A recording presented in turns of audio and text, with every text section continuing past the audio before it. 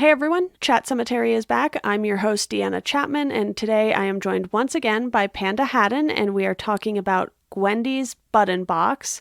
This is a nice, quick novella, and it's like a 2-hour read, would you say, Panda? Yeah, I think that's actually about how long it took me. It was definitely like one of those I curled up in the bathtub to read it and the water didn't even have time to get cold. It's quick. Yeah.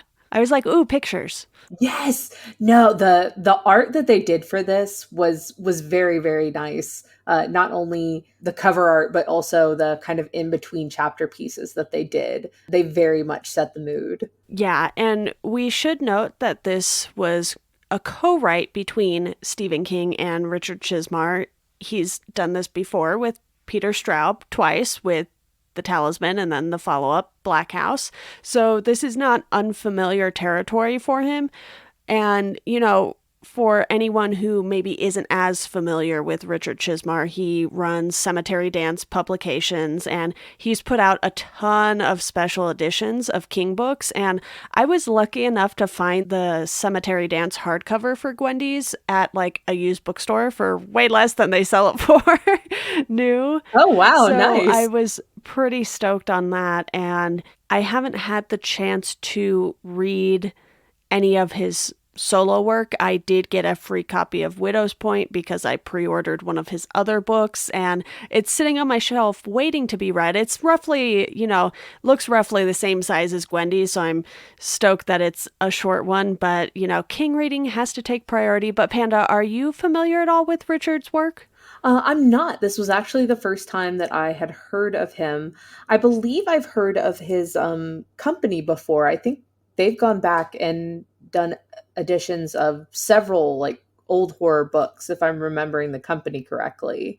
I'm really only familiar with like their versions of Salem's Lot and Carrie and stuff. They've done like really nice hardcover versions that are a little out of my price range. But, I know a lot of people love collecting their hardcovers and things like that. So just a quick note there. But, a lot of people say they can tell when, for instance, King was writing versus Peter Straub, because I think they have fairly different styles, and I've never really been one to pay attention to that, and I didn't pick up on that here either. Maybe I'm just dumb. I don't know.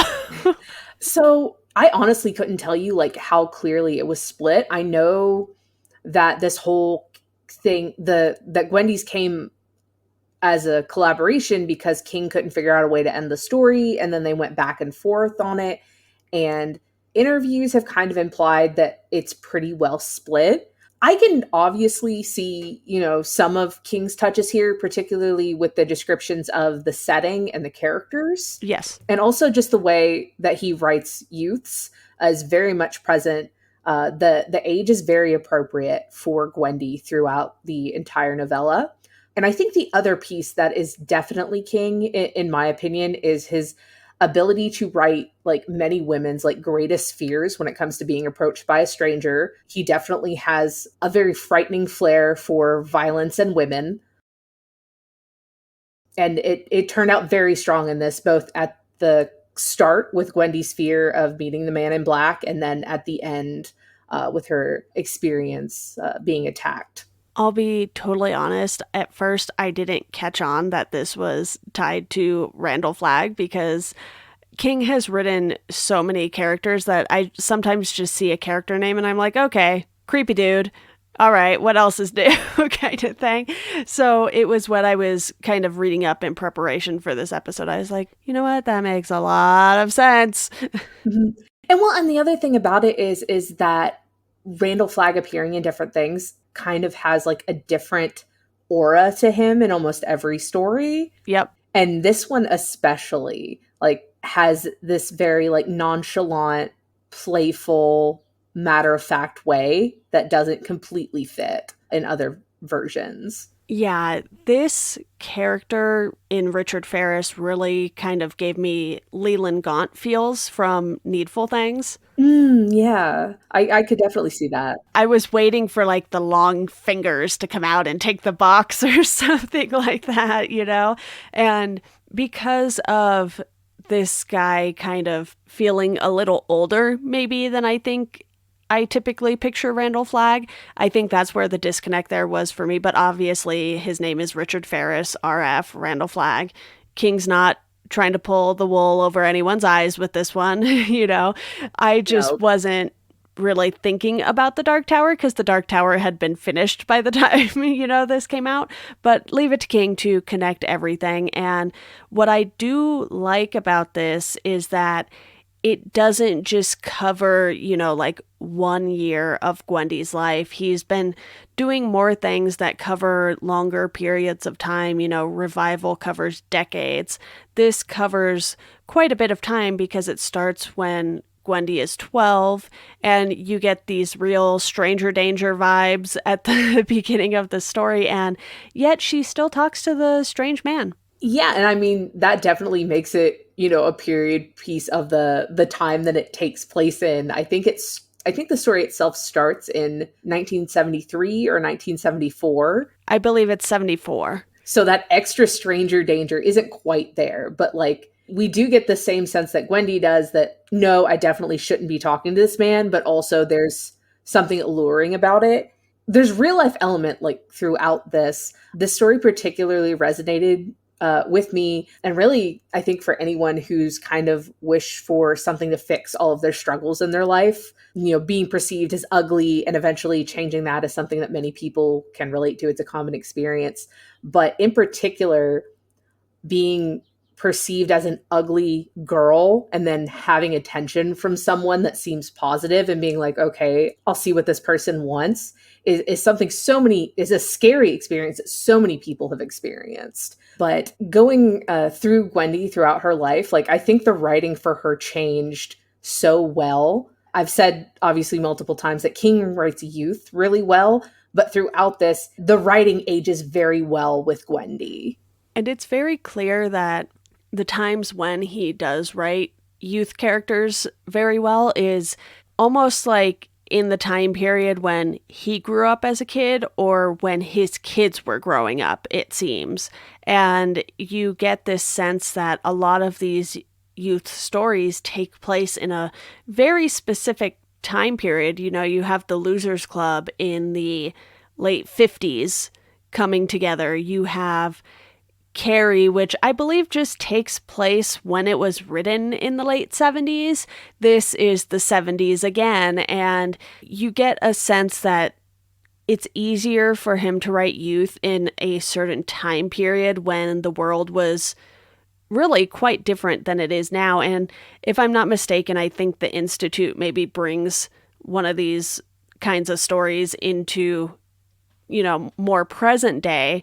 But as far as a lot of his child characters go, they were of a very different time than maybe, like when you and I grew up, because I'm a 90s kid and Stranger Danger Same. was like super big then. It also adds this element of there's less things that can save you. Yeah. It makes sense that he would write during periods of time when he was a kid or when he had his own kids, because then he could actually observe them and write them well. Writing modern children would be much harder without, access to their daily life. But not only that, it gets around the stranger danger, the technology, things like that. Characters have to think more on their feet and not have such an easy way to solve their problems. Not saying that technology solves everything, but it's a lot easier to base a story in a period of time where when the car breaks down, you don't just pull up AAA on your phone or Google directions where you need to go. Or you can call 911 if you are not home. Exactly. That's kind of really wild to think about, that if something happened to you while you were like out and about, you were just screwed. No, I think about that a lot. One of the things my mom used to do with me as a child, she would put me and my brother in the car and she would just drive, and we would go on some kind of adventure to go to like some historical like place or like some nature park. We wouldn't have a cell phone. We'd have maybe a paper map, and that's it. If anything happened, like, there's no telling. And now, like, if I don't pick up the phone for my grandma after she's called twice, she's like, where were you? Something could have happened. You left the house without your phone. Very different time to live in. Yeah, and I was a kid at the very tail end of that. I want to say my parents probably had a cell phone late 90s, early 2000s, so probably by the time I was 9 or 10 or something like that. And you think about these things now, and this is obviously something that resonates with King, and I think that shows. And I believe Richard Chismar is maybe like 50 something. I'm not 100% sure. Please don't quote me on that. I will look it up as I talk here. But, they're a slightly different generation. And the fact that that still was able to shine through in this novella, I think worked really well. And not only that, I personally think that they did a very good job writing a young female character, not only just one young female character, but multiple, because not only do we hear, from Gwendy, we also hear from her friends, in particular, her best friend Olive, and the jealousy that came from the gifts that the button box gave her. Yeah. Richard Chismar is 55, so I was in the ballpark. So, but he still would have grown up in that same sort of era roughly as Stephen King's kids. So, they kind of have that shared experience. I'm sure it was even more drastic when King was a kid because I don't know what the status of, payphones. There we go.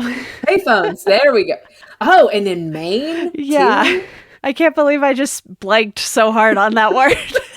We don't see them that often anymore. No, there are definitely people who don't even know what a payphone is. So, when King was growing up, especially like you said in Maine, payphones probably weren't super popular even then. I don't know if payphones were ever popular in Maine, let's be honest. But so much of his stories are rural. If the town he was in had one, that would have probably been a big deal.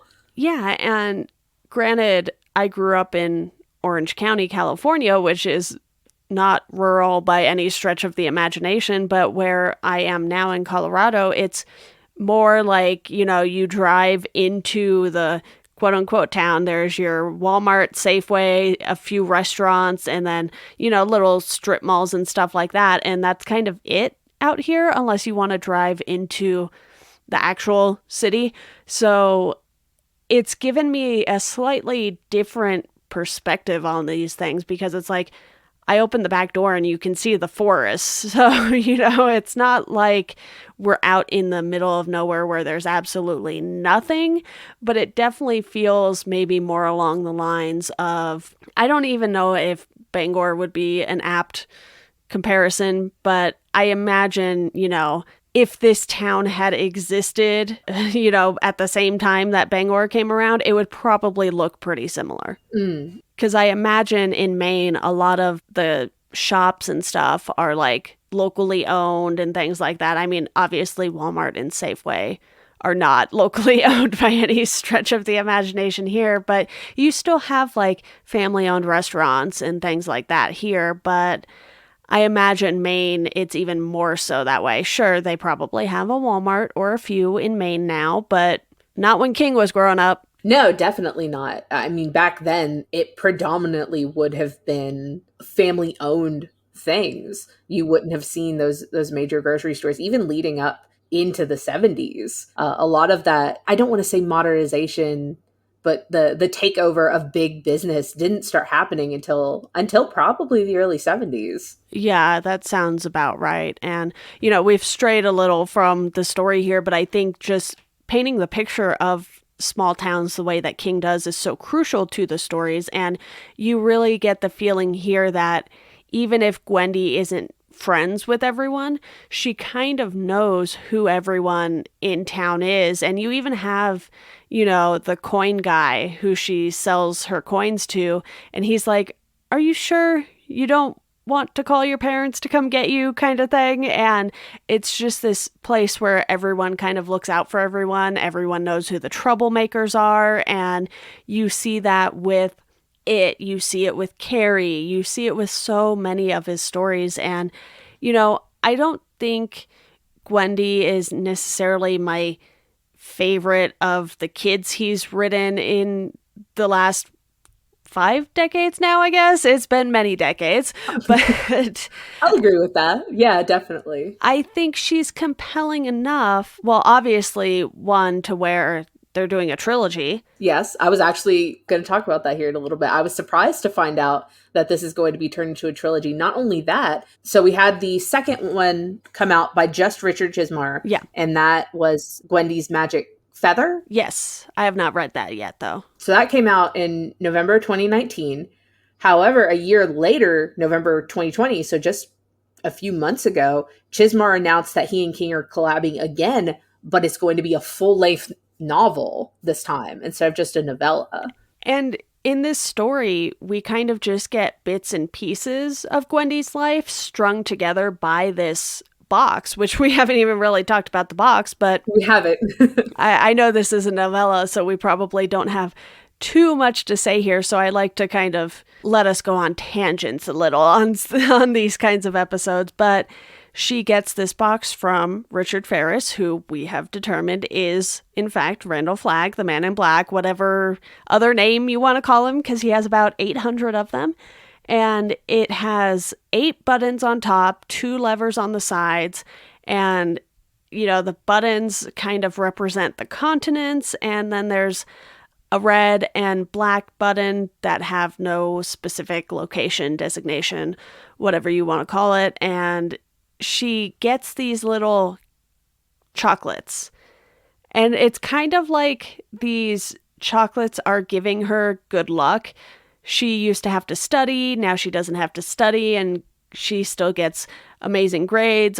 Everything is going right for her as long as she keeps eating these chocolates. And she even has, a couple things go wrong, but in the grand scheme of things, that happens to everyone. Not everyone is going to be on such a hot streak like Gwendy and, expect everything to stay perfect, So she has a falling out with her friend Olive, and she kind of just brushes it off after a short period of time, and it circles back later in the story. And I really like how everything kind of came full circle by the end of it. There was this boy who used to kind of terrorize her. He comes back around and actually physically attacks her and her boyfriend this time. So, obviously not a great scenario, but the fact that they are able to, in such a short amount of time, especially for King, have all of this come back around and just give us this sort of glimpse at a decent stretch of Gwendy's life, I thought was really well done. Oh, absolutely. Like I said, it did a very good job in terms of writing, fleshing out the characters in that short amount of time, because with the chocolates that she receives from the box, it does a lot of things. It helps her lose weight, it clears her skin, it makes it so she's not injured as easily. And then other things seem to happen, such as her parents' alcoholism ending and their marriage getting better. The box being there causes all of these good things while simultaneously taking things away from her. Olive gets so jealous because of all these things that happen to Gwendy, and because it's become so normalized for Gwendy, she doesn't even notice that they've happened. That she can date whoever she wants. Everyone wants to be friends with her. She's perfect. And she doesn't see herself as very much different throughout it. And not only that, but eventually it gets to the point where she doesn't know whether the box is causing things or she's causing things. Yeah, I actually wanted to ask you what you thought of the fact that they kind of tied Jim Jones into this, and she focused on, a specific area and country, and then she finds out that the mass murder, suicide, drinking the Kool-Aid thing with Jim Jones happened, and you really get a sense that bringing a true event like that into play is something that King also loves to do. Obviously, you have all of 11/22/63 that does that, but this really felt like they were trying to give a big enough true event that enough people would be familiar with to where it would kind of be a gut punch for our main character. It was a huge gut punch to her because she she has nightmares about this. She felt that it was her fault because she obviously went through and pressed the button. But then at the end,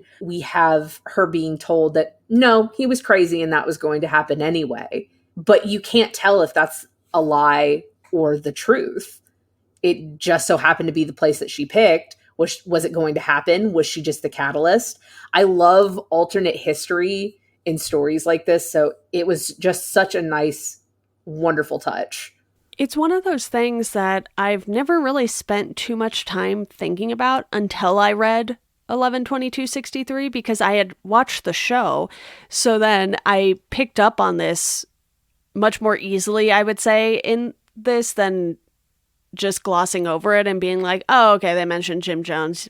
Yeah, whatever, who cares? But you really understand that King does a lot of research. Not him personally at this point. He has had research assistants over the years, and it's just so well thought out because for the time period it's taking place, you have to think about, okay, what year is it? What big event happened right around this time that we can implement into the story?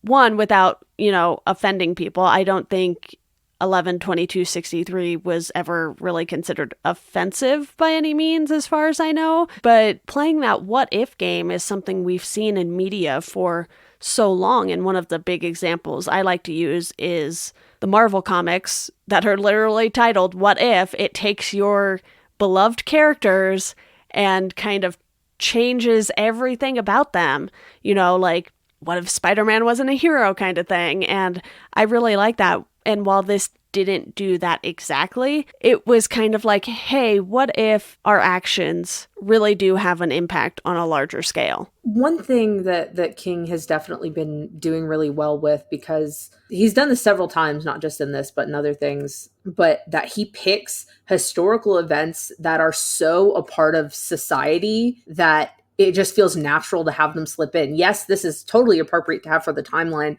but I mean, how many times have you heard people joke about saying, don't drink the Kool-Aid and things like that, or everything surrounding the Kennedy situation, things like that. These are pieces that are so a part of American society that it's totally natural to have them in this place and be able to warp and change them into stories. Yeah, and the idea that this box has so much power, too. It's just like, we all know that's extremely unrealistic, but he makes you believe it, and he makes his characters believe it, which is crucial, because if they don't believe it, then we're not going to believe it. And we see tragedy come while all of these good things are happening to Gwendy. You have Olive committing suicide off of what they called the suicide stairs that Gwendy would run up and down when she was trying to lose all of that weight. Frankie attacks Harry with the box and kills him. Then Gwendy uses the box to kill Frankie, which, because he quite literally disappears into thin air, no one is aware of that except for her. So she's holding this guilt inside of her, even though she had every right to do what she did. And 10 years later, she encounters Richard Ferris again and returns the box, and she's finally able to get that off her chest. And by 10 years later, I mean 10 years since he gave her the box, not 10 years after the event with Frankie. But I just really, really thought that all of Gwendy's actions still had consequences.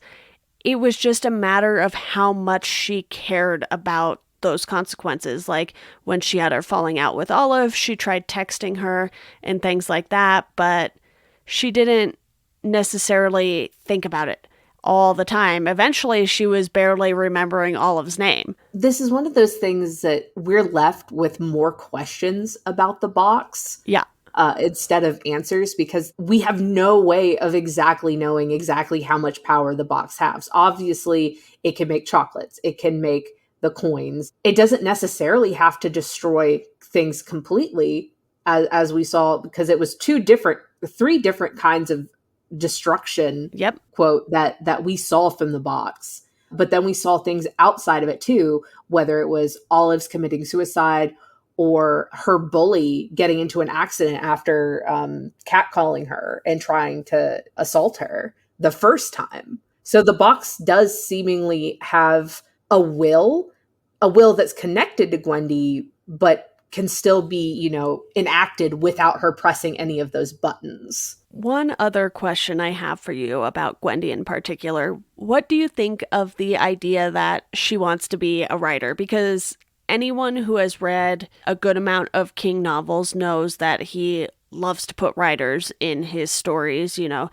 I've talked about this on numerous occasions because it happens so frequently, but it really feels like, and because I haven't read Gwendy's Magic Feather yet, I don't know what time period that takes place during, but it feels like they kind of left these little tidbits for us so that they could continue the story if they wanted to, and clearly they did want to. I mean, it's not a Stephen King story if there isn't a Stephen King self-insert. There always has to be a writer character. I genuinely did like Gwendy in this. I was surprised to find that Gwendy was a female character. I fully expected Gwendy to be the name of some creature. I expected it to be the man in black on the front of the cover itself with the box, but it was a nice change of pace. I want to know whose idea it was to have Gwendy be a female character and act the way that she does, because I don't think she acts like most of King's usual female characters. She is very smart and very zoned in on everything that she does. I'm honestly genuinely excited to go forward and read what I guess is now going to be a trilogy. Something about this that I really enjoyed was the fact that it is very much a modern horror story, even though it takes place in the 70s. What I mean by that is this feels like something that you would find on like r/no sleep in terms of both length and the overall feeling of it. And that's not a bad thing. I indulge in those stories a lot, but you feel this uncomfortable burden of caring for the button box right along with Wendy, her attempts to hide it, utilize it, and live a normal life with it. She goes to great lengths to keep this box, hidden, but it's not an intense horror. It's not a horror where you expect something to jump out at you, but throughout this, it feels like there's this overbearing sensation of responsibility and the thought of everything has its price. When will it be paid? Along with the general universal horror of getting older and things changing.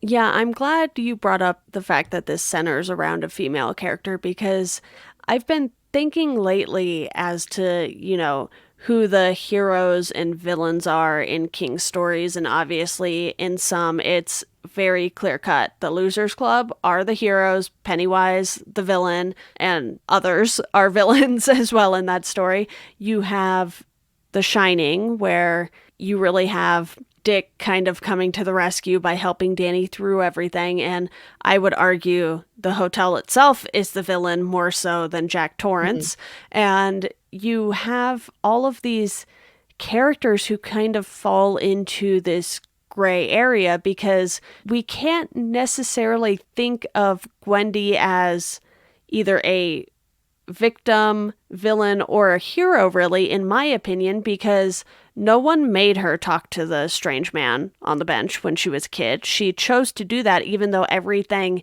she was going through in her head told her not to. And then she was able to resist the box and the chocolates for a while, then couldn't resist them anymore. And then, Frankie, obviously a villain, but she still kills him, and he's a person. He's not this creature or vampire or, otherworldly monster, if you will. So it's really hard to know where to place Gwendy. Like, no pun intended, what box to place her in. Well, and I think that's just the thing. She's just a person. And I like that. Exactly. Like, there's no, making her incredibly weak and ineffective or abused in a way that she is completely broken. She is just a person going through life who just happens to have a magical box that could destroy parts of the world, whether that be actual physical destruction or wiping out, people's lives. And I will correct myself real quick here. She is very clearly a victim when being attacked by Frankie. That wasn't Yes. what I meant. I meant in the grander scheme of things. She isn't like Carrie, who is a victim of her classmates and her mother and everyone around her, basically, with one or two exceptions. You know, she understands that her parents have problems, but her parents aren't really taking the problems out on her in the same way that Margaret White does with Carrie. So, And they don't even get names. yeah, that was what I meant in the grander sense of this character coming across as a victim from the start. You know, this is something that happens at the tail end. And I think they did a good job of not making us necessarily love or hate her. There are moments where you really want to love Gwendy as a character, but really she just feels like this real person. She's not a hero we're supposed to worship. No. For me, she is definitely someone that I feel it's easy to kind of put yourself in the shoes of, in terms of going through life. You know, even in the moment where she is a victim and she is being attacked, she thinks so quick on her feet. And that scene is so short in terms of like immediately getting it done. That's why I think Chismar wrote that part and not King, because it was very quick. But Gwendy is a character that is just, I know for some people that would be boring, that she's not a very, quote, strong character who's very loud, and we just kind of drift through her life with her. But there's something nice about that in terms of waiting for, you know, waiting for the other shoe to drop in terms of like what's going to happen. Yeah, exactly. Well, I feel like I'm just going to keep repeating myself here. So, Panda, is there anything else you want to touch on? No, I've got final thoughts though when you're ready for them. Hit me with those final thoughts and a rating for this. Overall, I would say that this is a light and kind of mysterious read, but it gives you a little forehead kiss of horror to tuck you in. I definitely think this is something you should read if you're a fan of Stephen King's short story work and the overall linking to the Stephen King universe, particularly anything involving Castle Rock. This is one that I think you should pick up. If we're going to go through a 1 through 10 rating, I'm honestly going to give it a 7. I love Stephen King's short story work. And like I said, I'm a fan of r/no sleep. And this definitely had that modern, spooky online writing feel to it. Yeah, this is sitting at a 4 out of 5 for me, so 8 out of 10, if you will. And I haven't loved his short stories, but I've really loved his novellas, because I think with the short stories, because I was reading them in collections and there's so many of them in the collections, it was really hard for me to just sit with them and really get into them, because it was like, okay, on to the next, on to the next, on to the next. But with the novellas, you have more time to spend with the characters, you know, and this one being a standalone, I didn't have to read 3 other novellas at the same time either. So it was nice to see that some of these are being published as standalones. And I know some of the older ones are too. Like I have a copy of The Long Walk, even though it's in the Bachman books and things like that. But yeah, overall, really enjoyed this. I have heard not as great things about Gwendy's Magic Feather, but I'm still excited to check it out and see how things wrap up when the new book comes out. I'm not 100% sure I'm covering Gwendy's Magic Feather just yet as a regular episode, but stay tuned. I might do it for a bonus episode. And one thing about this is, even though there is a sequel and there's going to be a third one, if you don't want to read those, I feel this is strong enough to be a standalone story. If you are okay with stories that end in such a way that you don't get those answers, you like that mystery at the end, this is a good story for that if this is all you want to read. And like we said, it is a very quick read. Knock it out in 2 hours. Especially with pictures. Love it when there are pictures included. Yes, this is definitely when you want to have a physical copy of the book in your hand and not just do audio. Nothing wrong with just audio, but the pictures really do add to this. Yeah.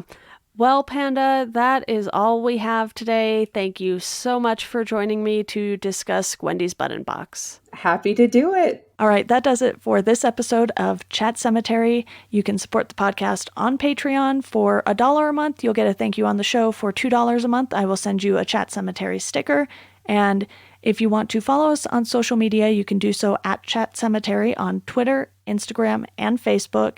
You could also rate and review the show. That's a huge help. And as always, thank you for listening, and we hope you enjoy the rest of your day.